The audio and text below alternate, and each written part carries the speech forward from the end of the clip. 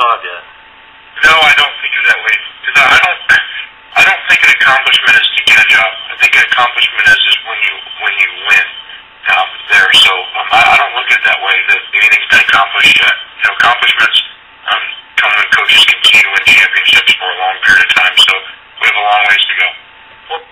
Well, it's the 2010 Pac-10 Conference College Football Preview, and we all know a lot has been going on this season. USC is definitely the favorite, but as we learned a few months back in the middle of the hot summer, that the Trojans and Lane Kiffin will not be eligible, according to the NCAA, to win the Pac-10 Conference. Nick Taylor, what's going on, man? Not much, Dan. How you doing today, man?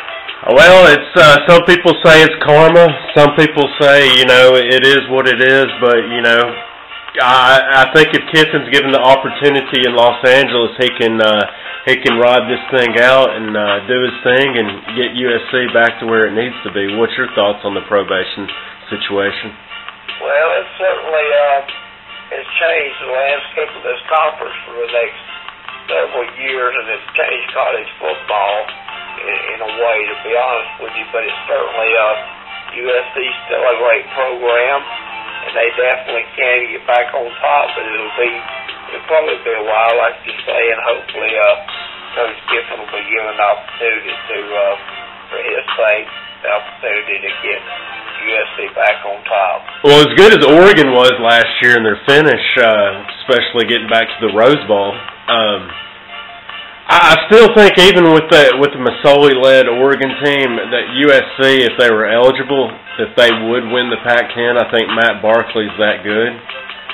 But Oregon's still going to be pretty good without Jeremiah Masoli, who's, of course, at Ole Miss this season. But I think I just don't think Oregon can go out there and get it done. I think Coach Kelly, there's still some question marks regarding his coaching status. I'm just not sold on him yet. I think he knows his X's and O's. But in this league, I just don't know if he's ready to go out and win the Pac-10. But it leads me to think, you got teams like in Arizona and Oregon State.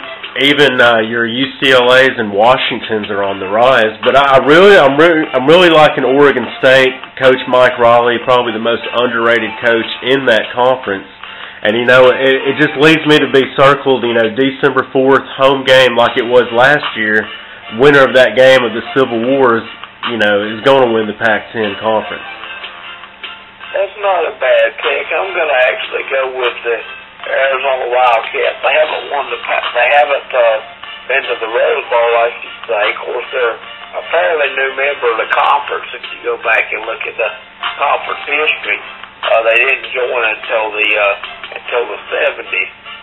So they're a fairly new member of the league. But getting back to it, they've never been to the Rose Bowl, and they, now's a good time as any for them to actually win the conference as the USC situation has presented itself. So I'm actually going to pick Arizona. I'm going to pick Arizona to play in the Rose Bowl against the Wisconsin Badgers. Well, what I like about if Oregon State does get there, it's going to be pretty much like party like 1965. You know, that's the last time the Oregon State Beavers have made it to Pasadena for a bowl game for the Rose Bowl, where they lost, of course, 34-7 to the Michigan Wolverines. But if they are able to make it this year, it'll be their 4th overall appearance. Like I stated, 1965 at the loss against Michigan. They also went in 1957. They lost that one 35-19 to Iowa. And the only other time they did win, but they did not win in Pasadena, they actually won at Wallace Wade Stadium because of the threats of the Japanese. The U.S. government issued the Rose Bowl that year to no bowl games on the West Coast, so that's why they moved it to Durham, North Carolina. So that's going to be quite interesting to do a little tidbit there. If Oregon State's able to beat TCU early on first week, maybe I can still ride this pick and do a little preview with some Oregon State people at Wallace Wade Stadium. But getting back to the 1942 Rose Bowl, they did defeat Duke 20-16, and back in the 40s, Duke was a pretty good program, as we know, under Wallace Wade. Yes, they were. They certainly were. Matter of fact, in that era, Duke beat Alabama in a Sugar Bowl when the great Harry Gilmer played at the University of Alabama. And Harry Gilmer played, I think, just about every position at one time offensively on that Alabama ball club. And that Sugar Bowl was actually played at the old Tulane Stadium, obviously, with it not being in the Superdome until the early 70s. So, you know, a lot of history in those old bowls, the Rose Bowl and Sugar Bowl in particular. Oh, you're exactly right. That's when the Sugar Bowl was quite interesting back then. I think wasn't that 1940, I believe?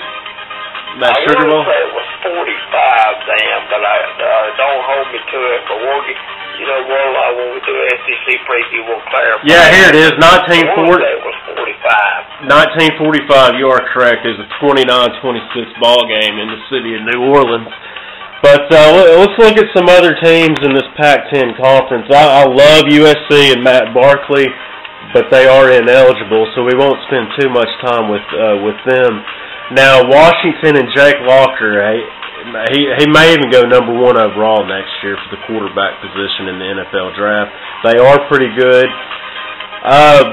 At BYU first week, they should get that one.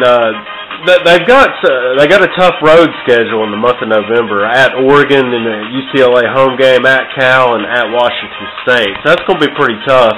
But then the Arizona Wildcats, they're at Toledo first game, so road test first week, but they should get it done there. But I do like Nick Foles, the quarterback. He's a junior, 6'5", 245.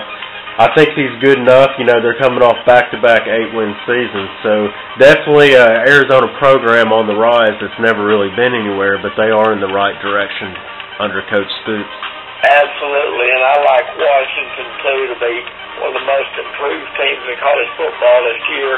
It's interesting to play at BYU in the opener because, you know, that is Coach Sarkisian's alma mater, and he learned so much at the quarterback position under former and legendary BYU coach LaVell Edwards. So that's going to be interesting to see the development of Jake Locker and the Washington program. I think they got the right guy.